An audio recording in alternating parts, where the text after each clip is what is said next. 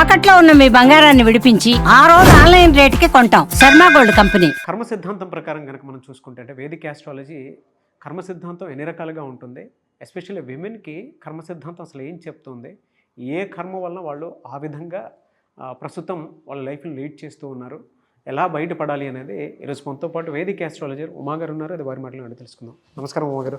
నమస్తే నాగరాజు గారు. కర్మ సిద్ధాంతం ప్రకారం కనుక మనం చూసుకుంటే ఎన్ని కర్మలు ఉంటాయి, మకర రాశి వారికి అసలు ఎలా ఉంటుంది?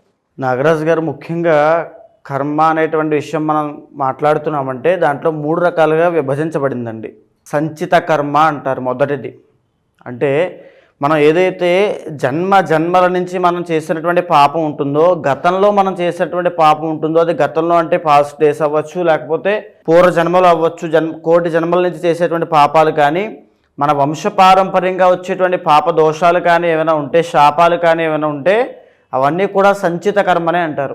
మన వంశపారంపర్యంగా వచ్చేటువంటిది మనం ఎందుకు అనుభవించాలి, నేను చేయని తప్పని చాలామంది అనుకుంటూ ఉంటారు నాగరాజు గారు. ఉదాహరణకి మనకి కార్తీక పురాణంలో ఒక కథ ఉంటుంది. ఏమిటనంటే, ఒక మహారాజు తన కూతుర్ని డబ్బు కోసం వేరే వరుడికి అమ్మినప్పుడు ఆ మహారాజు చనిపోయిన తర్వాత తన 7వ తరమైనటువంటి గొప్ప మహారాజు అతను, ఆ 7వ తరం మహారాజు ఏ పాపము చేయనటువంటి వాడు స్వర్గంలో ఉంటే అతన్ని కూడా తీసుకుని నరకంలో పెడతారు.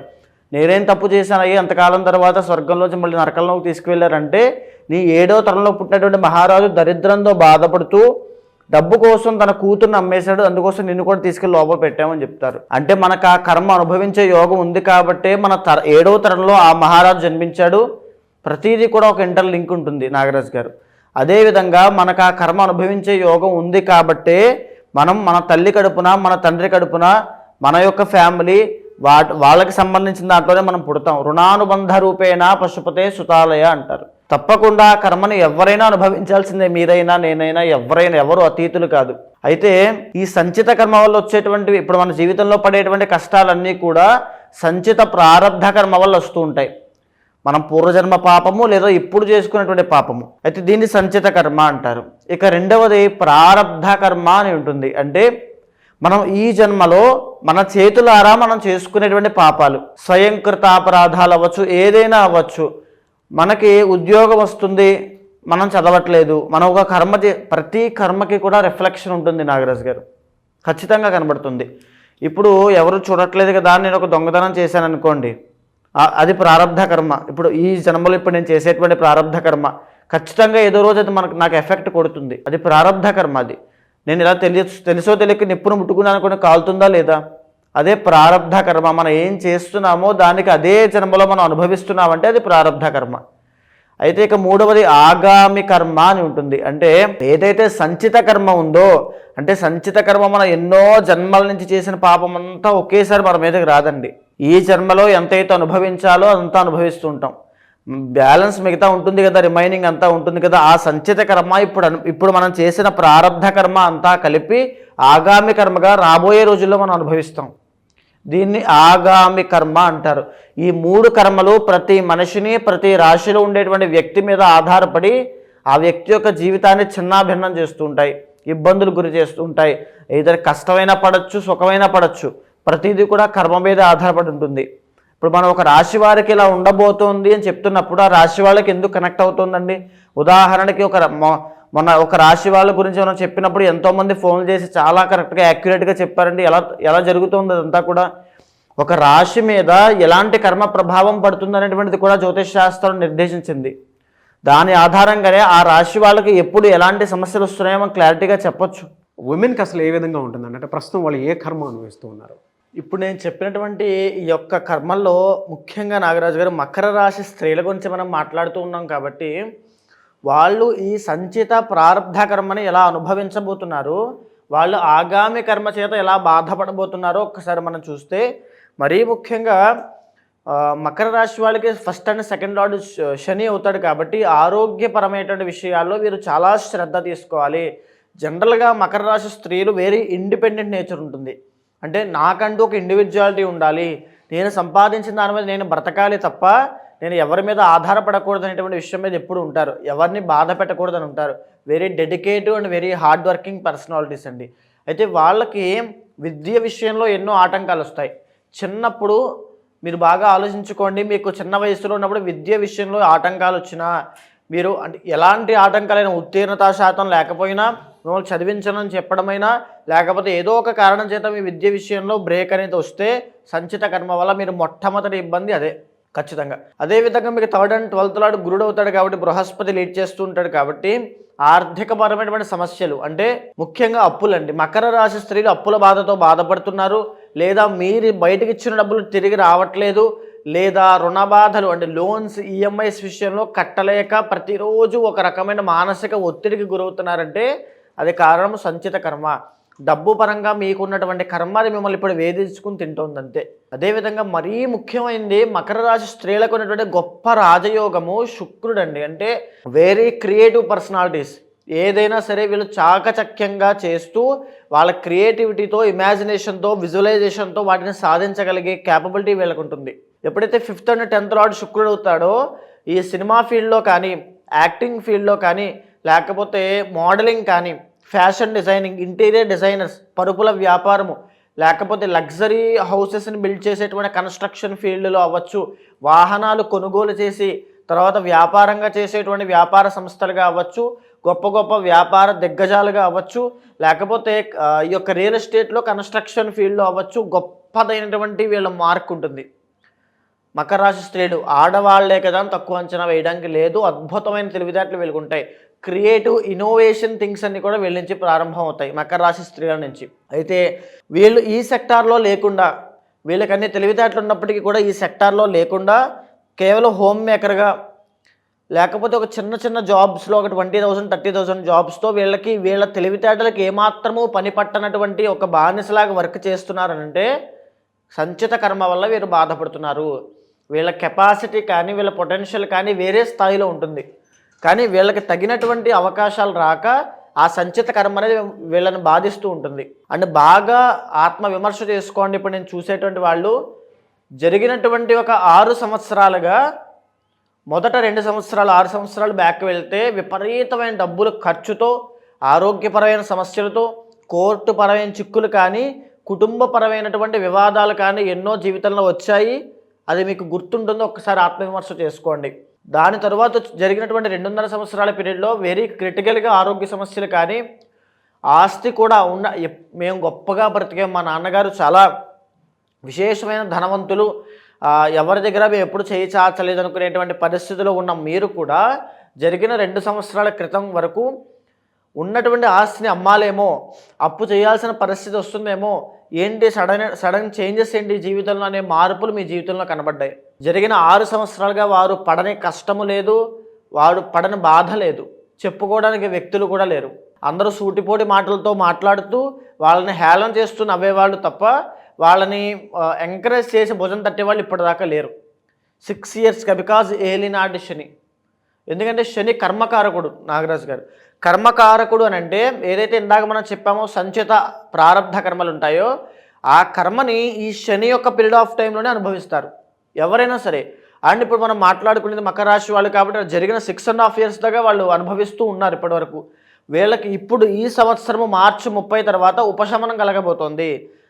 ఏలినాటి శని వెళ్ళిపోతోంది, ఉపశమనం కలగబోతోంది. 2 విషయాలు జరగచ్చండి.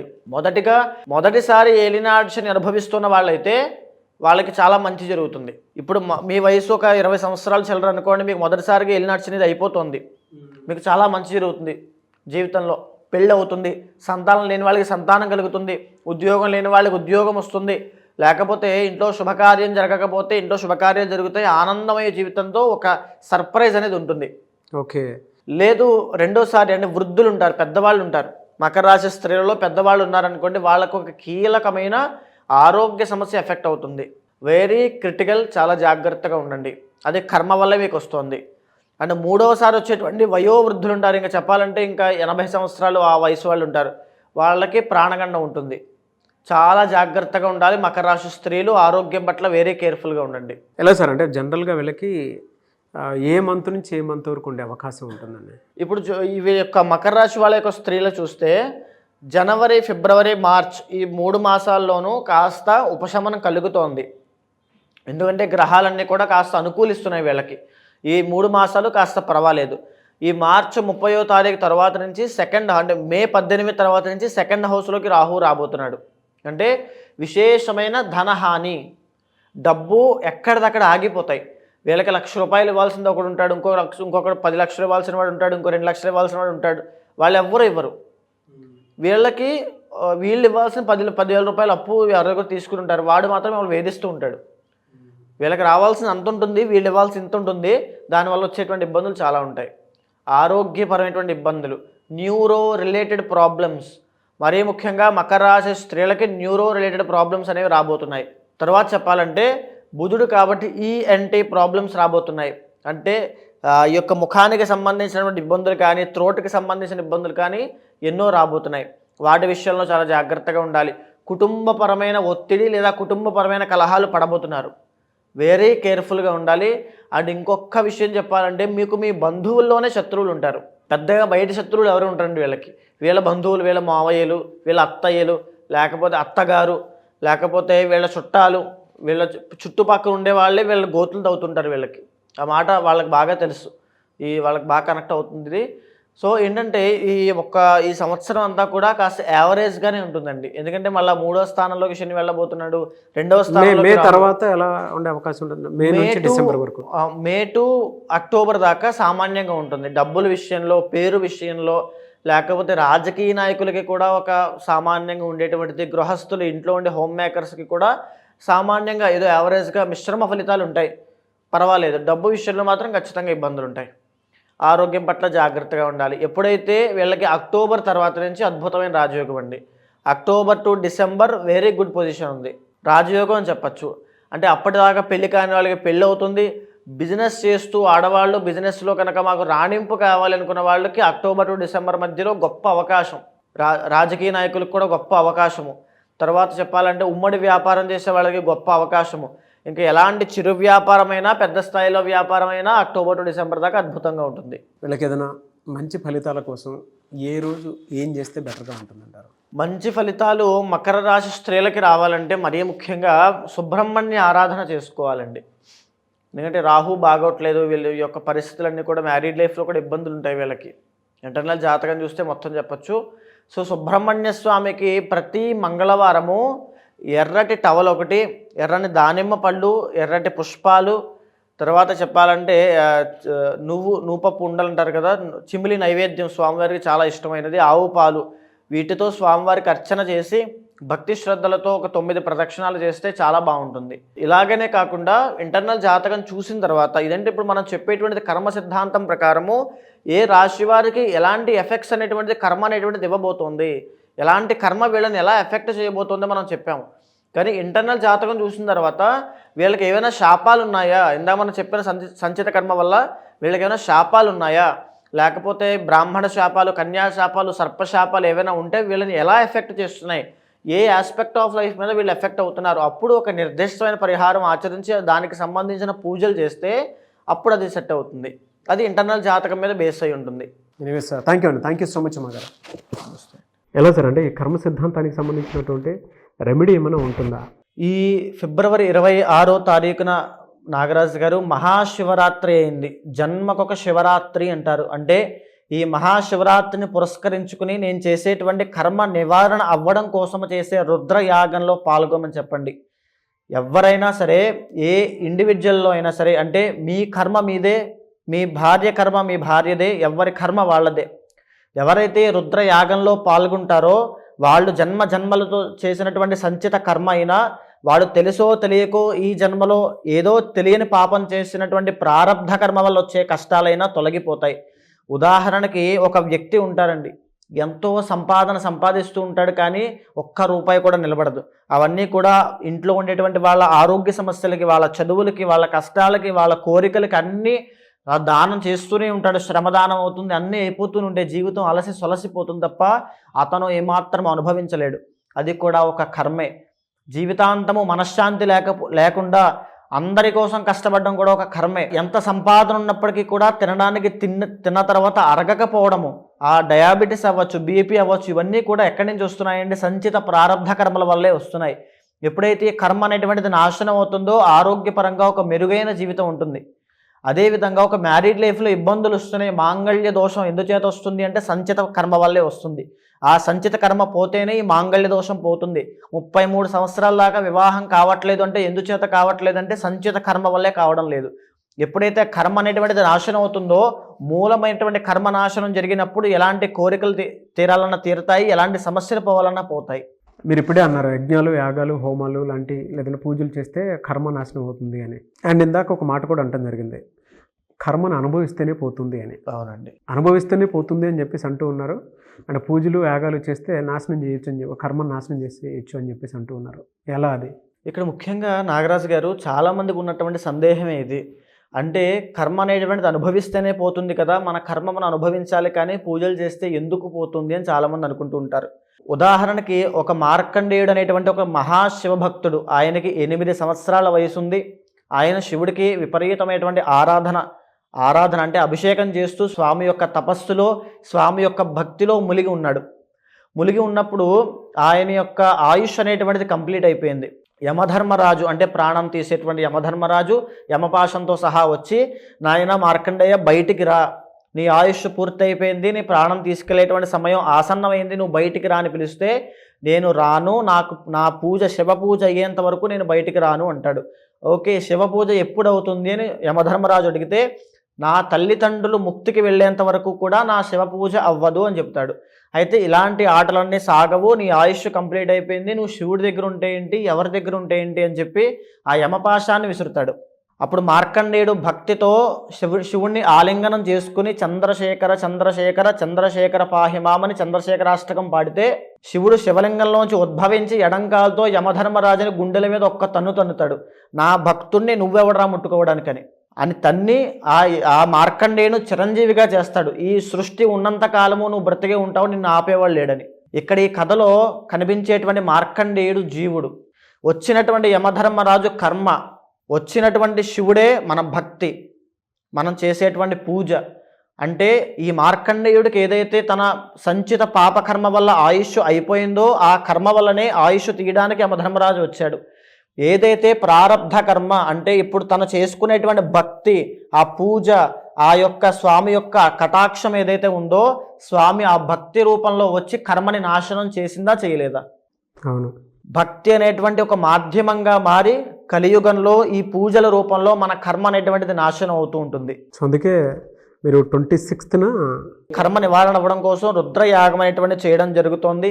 ఎవ్వరు పాల్గొన్నా సరే వాళ్ళందరికీ కూడా సంచిత ప్రారబ్ధ కర్మ పోయేటట్టుగా ఆ రుద్రయాగంలో సంకల్పం చెప్పడం వల్ల ఏదైతే ఒక మనిషి ఆ మోయలేనటువంటి కర్మ బరువు ఉంటుందో దానిని ఆ తక్షణ మరుక్షణం నుంచి ఆ కర్మ అనేటువంటిది నాశనం అయిపోతుంది. సో ఎవరన్నా అప్రోచ్ అవ్వాలి అనుకుంటే ఎలా అండి? మీకు కింద కనిపించేటువంటి నెంబర్కి కాంటాక్ట్ అయితే మా వాళ్ళు మీకు పూర్తిగా వివరాలన్నీ ఇస్తారు, దానికి సంబంధించిన వివరాలన్నీ కూడా చెప్తారు. ఖచ్చితంగా కాంటాక్ట్ అవ్వండి.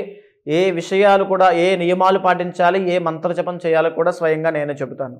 ఎనివే సార్, థ్యాంక్ యూ అండి, థ్యాంక్ యూ సో మచ్ అమ్మ గారు. నమస్తే. చూసారు కదండి వీడియో. ఈ వీడియోపై మీ అభిప్రాయాన్ని కమెంట్ బాక్స్లో పోస్ట్ చేయండి. అండ్ ముఖ్యంగా మీరు కనుక 26న అది కూడా మహాశివరాత్రి రోజు జరిగేటువంటి రుద్రయాగంలో పాల్గొనాలి అనుకుంటే స్క్రీన్ మీద మీకు కాంటాక్ట్ నెంబర్ కనిపిస్తుంది ఉమా గారిది. దానికి మీరు కాల్ ఆర్ మెసేజ్ వాట్సాప్ చేసి ఆ ప్రాసెస్ ఏంటో తెలుసుకోవాలి అనుకుంటే కూడా తెలుసుకోవచ్చు.